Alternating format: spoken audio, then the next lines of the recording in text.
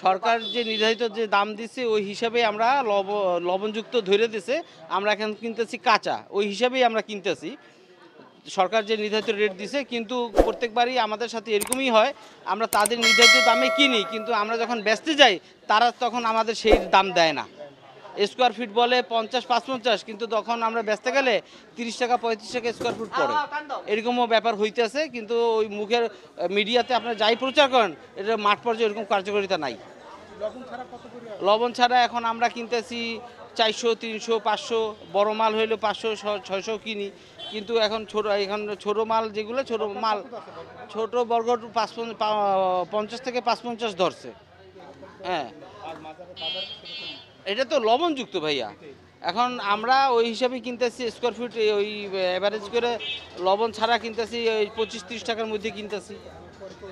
আর এখন লবণের দাম বেশি, এই যে 2-4 বছর আগে একটা বস্তার দাম ছিল 500-700 টাকা, এখন এটা 1500 টাকা হয়েছে।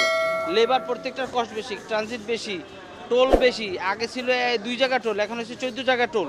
এরকম অনেক ব্যাপার আছে, যার কারণে আমাদের এইগুলোর দাম বেশি বেড়ে যায়। হ্যাঁ, এইগুলো দৃষ্টি দিলে হয়তো আমাদের কিছু আমরা রানিং রাখতে পারবো, কিন্তু ব্যবসা ছেড়ে দিতে হবে।